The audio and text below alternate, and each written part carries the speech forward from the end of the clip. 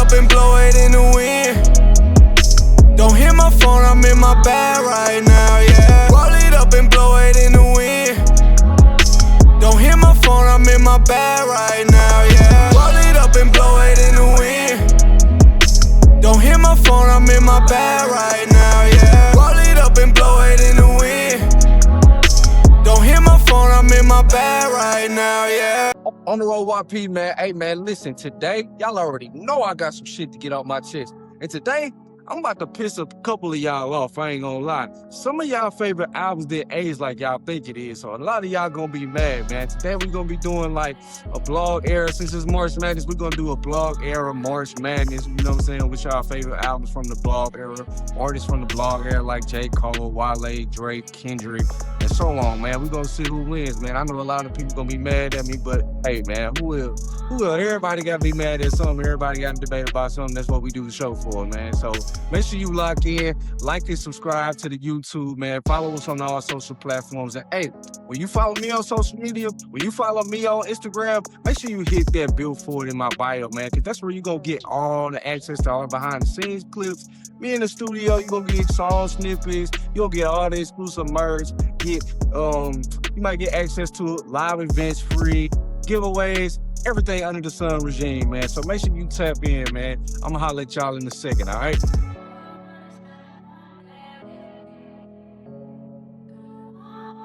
All right, so first we gotta start off with this Verzuz, man. And they done announced another Verzuz, man. Now, this one personally, you know I'm an R&B head. If you know me, you know I'm an R&B head. There's a lot of this rap shit that I can't just listen to today, man. I just got an old soul, man. People be putting out a lot of bullshit. I'm sure you would agree.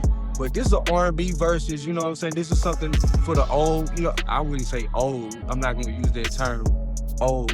But, you know what I'm saying, if you up there a little bit in age, this is for, you know, this is you. If you grew up in the 90s, if you was born in the 90s, if you grew up loving 90s R&B, early 2000s nostalgia, this is for you. We got Tank versus Tyrese. Now, honestly, some people will say this is probably like an even matchup, but I think that, I don't know, man. I think Tank got a little slight edge over Tyrese when it comes to this music shit, man. This nigga Tyrese, he probably like the bigger star. When we instantly think about Tyrese and Tank, I just think we think stardom. I don't think we think music. I don't think we think hits. Tyrese was in Baby Boy, Waist Deep, all the Fast and Furious, countless other movies that we know of for him to be his biggest star. But I feel like just people automatically going to him and be like, oh, hey, you're Tyrese Gibson and you sing this. Like the masses, like, of course we know.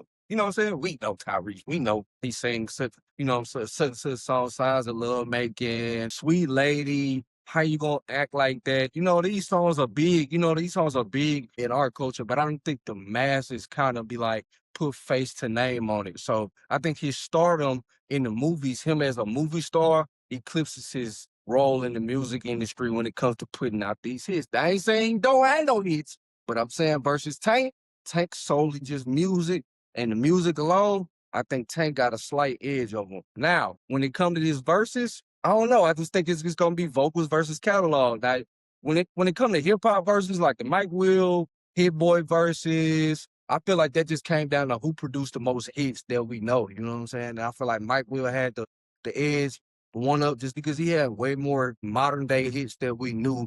And he was just smacking him with Future all day, just smacking Big Boy with Future.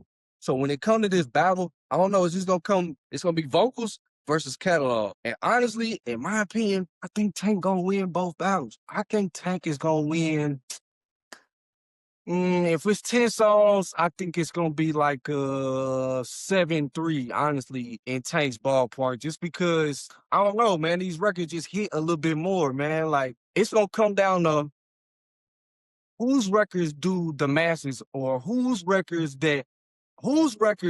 resonate the most with the people watching. You know what I'm saying? Who knows the most songs by which artist? You know what I'm saying? You know, how many songs do you know by Tank? How many songs do you know by Tyrese? How many hits do you know? Because it's a difference between cult hits and big hits. A lot of times I be talking about artists to a lot of people around, my friends and my family and stuff like that, and they be naming certain songs, Martin. I'm like, That wasn't a hit. You just like that song. That might have been a cult classic. You know what I'm saying? Like for every Drake, like I'm a Drake fan, and my favorite song by Drake is 9 a.m. in Dallas. That's not necessarily headlines or guys playing, but it's a hit in my book. Every time I'm playing it, I'm running it back 12 times, rapping every word from it. So I don't know. And this one, I just think it's gonna come down to who know the most songs, man. And vocals versus catalog is the thing in this battle, man. I got Tank in this one, man. Like, what y'all think? Y'all gotta let me know. What we gonna put up? I don't know. Sweet Lady versus Please Don't Go. I'm taking. I might have to take Sweet Lady on this one, man. I ain't gonna lie. Please don't go. I ain't had enough heartbreak in my life. I like to cater to the women a little bit more, man. I like songs that cater to the women a little bit more. Real peace shit, you dig what I'm saying? But niggas, we go through it. Niggas, we go through it too, so we need songs like Please Don't Go. But I don't know, man. We're gonna have to see how this verse is gonna go. I'm gonna come back next week with a report for y'all on this verses, all right? And at the end of the day, I think Tank is gonna win this versus, and I'm sure that y'all not ready to have that conversation, man. Y'all don't think y'all ready for Tank to be like, oh man, I'm the king of this R&B shit for real, for real. He really be popping it, man. Shout out to them boys over there at R&B Money Podcast, man. They be doing it. One time for all the R&B heads out there. Y'all gonna love this versus, all right?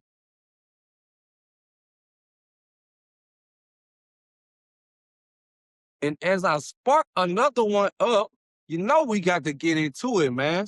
Come on now. We in the city, man.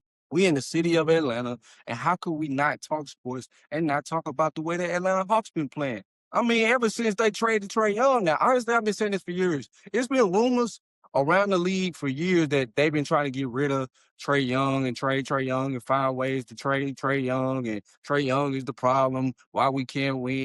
And I feel like years back, I think him and the coach probably had like some type of disagreements where they wasn't seeing eye to eye and the franchise wasn't seeing eye to eye with him. So they finally got up out of there. But I'm here to tell y'all, don't be fooled. This is only temporary. The success of the Hawks right now, they on the street. They playing really well. They got some real good young talent and they balling. But let's not forget, this is an Atlanta team. This ain't the Braves. The Hawks, when was the last time we had the Hawks in the finals? And when was the last time the Hawks were a contender? When was the last time we was like, damn, the Hawks may win it this year? Not never, not ever. And it's the same shit this year, man. This is good for the city. This is good for Atlanta sports. But when it comes down to it, Atlanta like the Knicks, they gonna fold in the postseason. Ain't not finna win nothing. Ever since Trae Young left, I'm glad Trae Young left so they can refresh, they can start over, they can get something new, they can find a new franchise player to build around. I think Trae Young is probably gonna be on his second part of his career where he just gonna escalate. I don't know if it's gonna happen over there in DC. It's DC. I feel like DC is just cursed with L's. You know what I'm saying? Just being the worst team in the league, period, since Jordan was there even before. Jordan couldn't even help him. What makes you think that Trae Young is gonna help him? Let's be real. The Hawks may look better, but that don't mean that they are better. This is only temporary. Don't get carried away. They are very balanced out right now, but it's not enough. It's too much going on in the East, even with Halliburton gone, even with Dame gone. You know what I'm saying? It's just too much going on in the East. Hawks, man, like, keep on playing ball, keep on entertaining the city, but I'm sorry, man. Y'all not finna get no banner raised no time soon. Now, I have to say, I gotta pop it. Every time I'm in the State Farm Arena, I look up at that banner and it say St. Louis on it. It don't say Atlanta. I'm just saying, Louis, you know what I'm saying? I got a rep for the crib at all times, you know. I look up and I see, damn, we got a championship. We the only championship around this motherfucker in the franchise. This shit happened in St. Louis. Yeah, it may have happened 50, 60 years ago, 70 years ago, but who gives a fuck? That banner is still up there. Shit. Shout out to the crib.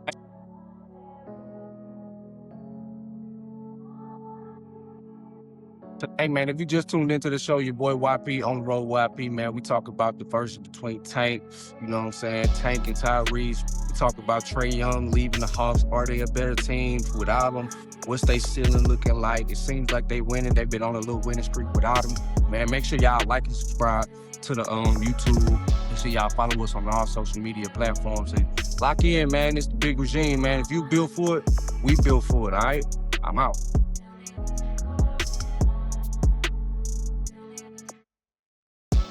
On the road, YP. Hey, listen, man, this part of the show, this is my favorite part of the show. This the one y'all should have fast forward and skip right to, because this one gonna be the killer right here. This where I know y'all gonna not agree with me. Y'all gonna be able to tell me, hey, bro, you right.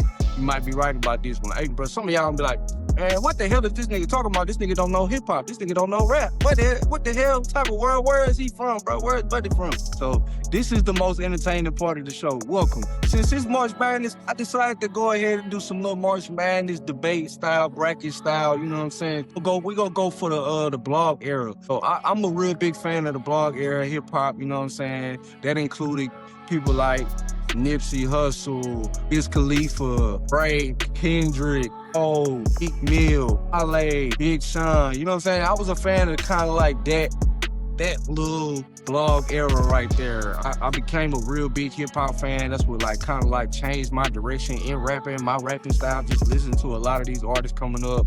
You know what I'm saying? It was a period of my life that was very, very nostalgic. Middle school through high school, pretty much a little bit of college. My teen years, mostly my teen years, man. So it really shaped a lot of this music, shaped the way I think.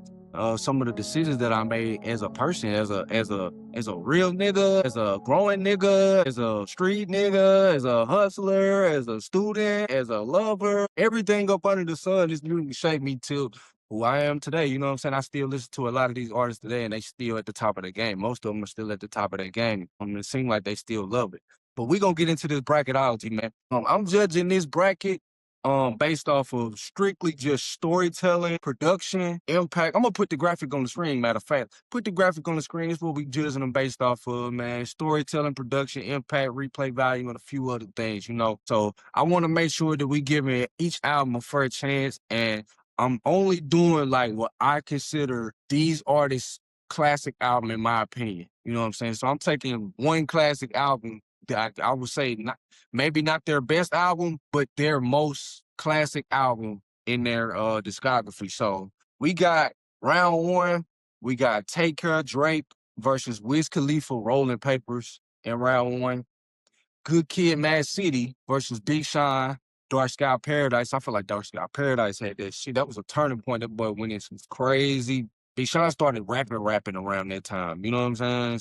That's got to go against Kendrick, I ain't gonna lie, since they had the little control and everything. 15, Forest Hills Drive, J. Cole versus Wale, The Gifted. I feel like that's one of my favorite battles, I ain't gonna lie. Forest Hills Drive got a good chance to win this bracket. I ain't gonna lie. If you know me, you know how big of a Drake fan I am. And I ain't really like them Drake stan, but like, if you listen to my music, like, it's kind of leaning towards that way. But I feel like this J. Cole 2014 Forest Hills Drive, it's looking number one seed. It's looking very number one seed. You dig what I'm saying? So in the final round one matchup, we got Championships Meek Mill versus Nipsey Hussle's Victory Lap. You know what I'm saying?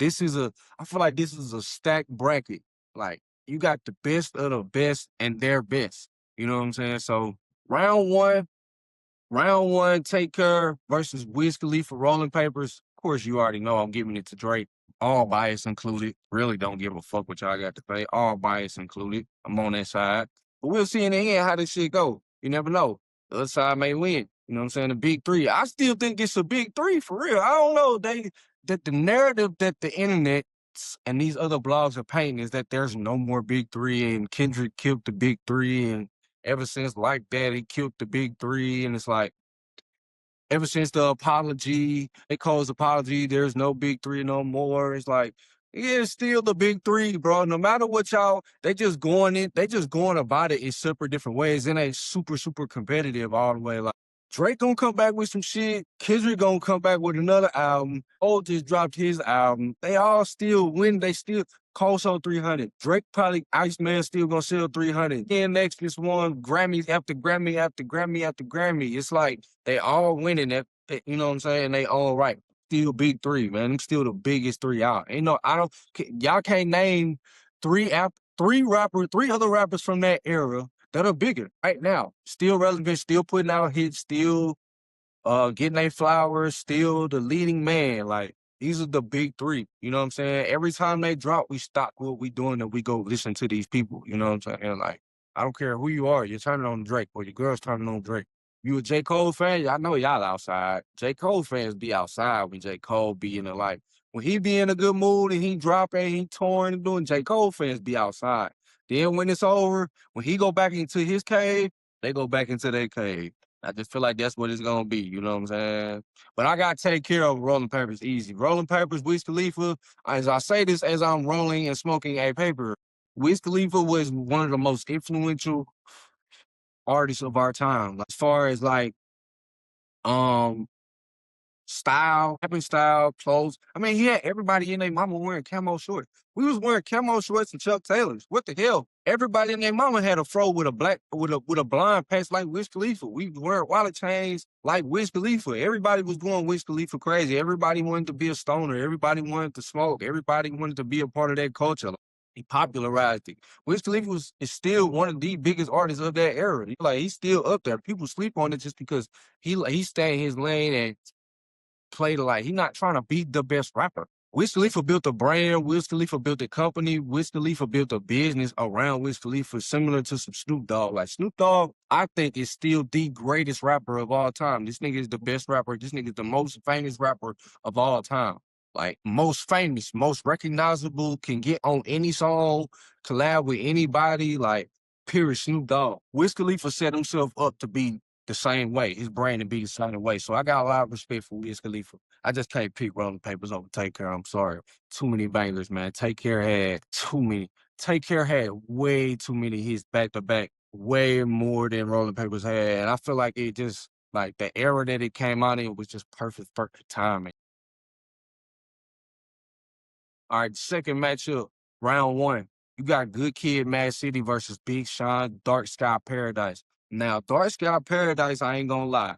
I listen to Dark Sky Paradise front to back every single day while I was in school. You know what I'm saying? Like, just from a rap fan standpoint, like the way this boy was rapping on her, it feel like he had a vengeance.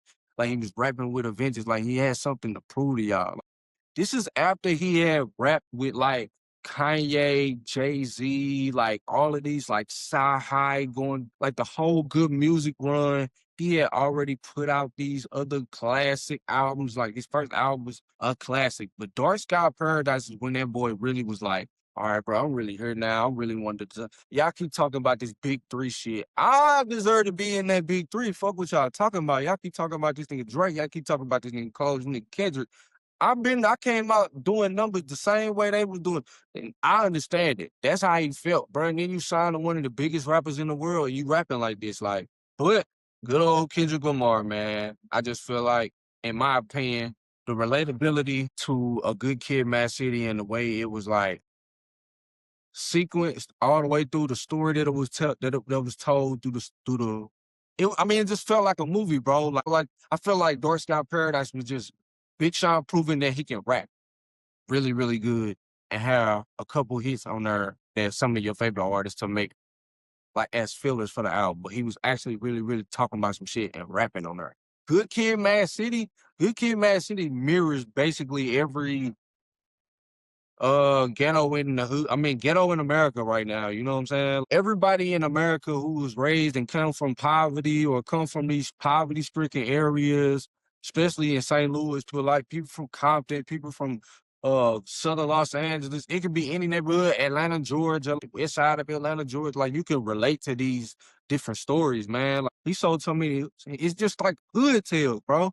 It's a whole bunch of hood tales and the music is fucking good, bro. He had super hits on, it's like super big hits on there. Even like the B-side hits was fire. Like Compton with Dr. Dre, fire. Not a single. Swimming Pools, single. Like Mad City, big record. B-side, too many hits. And that's not even cult following hits. Like these are just big ass songs that they play at festivals and they go crazy. And it's 50,000 people jumping up and down. I feel like Good Kid, Mad City is gonna take the win in this round over this. You know what I'm saying? I gotta pick it. You know what I'm saying? Salute to Big Sean. Big Sean, you one of my favorite rappers. Dark Sky Paradise is one of my favorite projects from you, but Good Kid, Mad City gotta take it on this one. I'm sorry. Then for the next matchup, we got Wale's The Gifted versus J. Cole's 2014 Forest Hill Drive.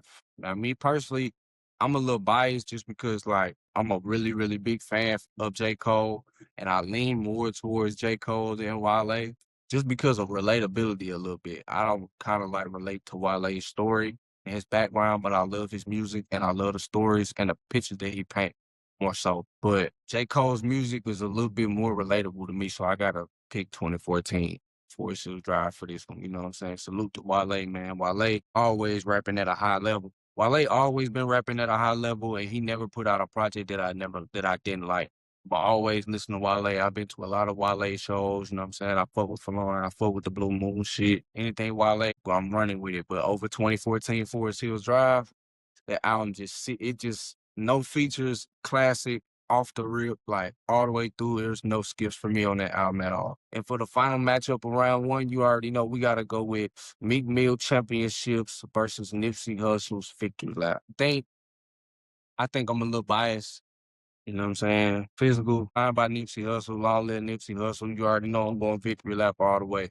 Luke, man, RIP to a legend. All right, now this bracket, it's getting a little crazy right now, man. You already know, man. Like semifinals getting a little, you know what I'm saying? Who gonna wipe each other out? You know, we don't know what we gonna do. So in the semifinals, we got Take Care versus Good Kid, Mad City. It's a hard one for me, man. Yeah, this a tough one for me, bro. Like I said, man, Kendrick Lamar just painted the picture. I don't know, man. It's just like it was like an everyday picture for me. But Take Care really kind of like influenced a lot of my music that I write, a lot of the stories that I tell. I still listen to this album more repetitive. I don't really go back to Good Kid, Mad City a lot, and I visit Drake's music a little bit more, and a lot from this album in particular. But I'm gonna have to go with Kendrick. I ain't gonna lie, I just gotta go with Kendrick, bro. It's just more of my life story for real, man. Every time I go to it, there's no skips. I don't have to listen to it too many times.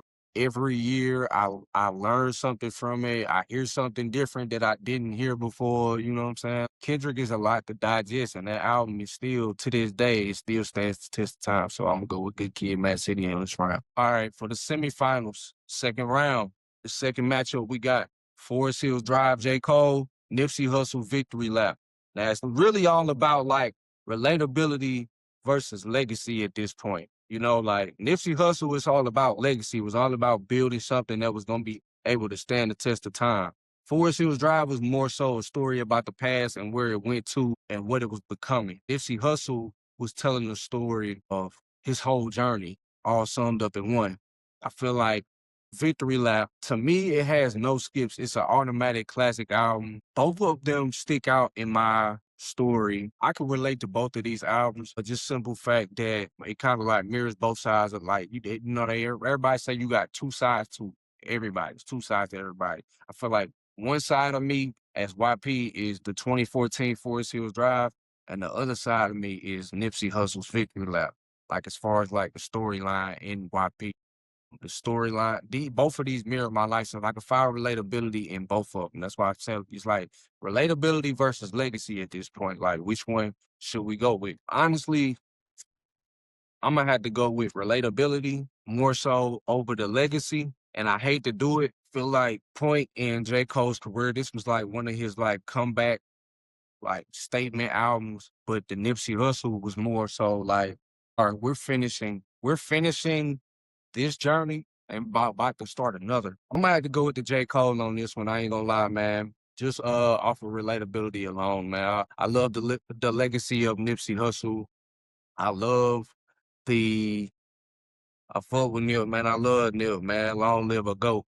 But I gotta go with J. Cole, man. You know what I'm saying? 2014 Forest Hills Drive, that album, it just hit a little bit different for me every time I play it. But I like Good Kid, Mad City. I don't have to play it a lot, but every time I play it, it smacks even more. Hear something different that I didn't hear before. I learned something a little bit more different than I didn't hear, that I didn't learn, that I didn't know. Everything about it was just a moment in history for me. From him coming to St. Louis right before he dropped the album and meeting with the Mike Brown family, coming through doing all the Mike Brown stuff, show love to the neighborhood, and then being able to put out this wonderful body of work right there, and then tour and then come back to St. Louis and give more praise. I gotta salute him just off that alone, man. So I'm a little bit more biased. I gotta go with J. Cole. All right, so now for the finals. This is where people gonna start arguing with me. This is where all the comments gonna go crazy. So we got Good Kid, Mad City versus 2014 Forest Hills Drive. Which one of these do y'all think I'm finna pick? I'm gonna have to, you already know, man, I gotta go with Kendrick, bro. Kendrick's story was way better. I'm just going based off storytelling alone. Like, The storyline was better. The music was better. I always thought that, I mean, even though it was executive produced by Dr. Dre, and they do say Cole be sleep with the beats sometimes. The beat selection sometimes could be better. Like I feel like Cole made a classic album, but Kendrick made a masterpiece from all the way top to bottom, storytelling, production, way he was rapping, standing the test of time. Like you can go back and play Mad City at any festival and it's gonna go up. I mean, I don't know how much '03 Adolescence is gonna go up in the stadium, but I've seen Good Kid, Mad City in a stadium live, and the reaction from 50,000 people tells me that I should be choosing Good Kid, Mad City right now. But all you J. Cole fans, all you Dreamville fans, I want y'all to come in the comments. I want y'all to cuss me out. I want y'all to say 2014 Dre. I know that's like y'all grill. That's y'all y'all ride for Cole every time. Y'all was with the apology. Some of y'all, most of y'all was with the apology and y'all forgave. I'm one of them. We won't smoke, bro. I'm one of them J. Cole fans that I wanted to see him. I wanted to see blood. I wanted to see all that. You know what I'm saying? It was gonna go to a place, but that's what you signed up. I guess that's what he apologized for, bro. He ain't wanna. That ain't what he signed up for. Everybody ain't built for it. Everybody ain't built for it, man. Kendrick really cut like that. West Coast really cut like that, man. You playing with a hollow coast. He ain't want to step in that fight. So just off and on, you know what I'm saying? I'm a fan of West Coast music. I'm a fan of storytelling and that style of music that style of music that he chose to put out for that album. It's always gonna be classic. This is all based off nostalgia, and I feel like this album wins this tournament just based off of nostalgic feel alone for me. And it came out around a time where it was active, you know what I'm saying? So it was like kind of like the story that day. Salute to Kendrick, salute to everybody that was on the list and that was on the bracket. But Kendrick Lamar, Good Kid, Mad City is the winner of this March Madness on the road YP. Now, y'all tell me, did I get this right or am I tripping? Did Good Kid, Mad City deserve to be the winner of this March Madness bracket? Y'all tell me in the comments. I don't know, man. Let me know who y'all think won. Now, at the end of the day, this entertainment stuff is all about moments. Even from sports, it's all about moments. Music, movies, it's all about moments that you making people laugh. It's all about nostalgia. This episode is basically just about a whole bunch of nostalgia. The Tyrese and Tank Verzuz, nostalgic. You know what I'm saying? These albums, nostalgic.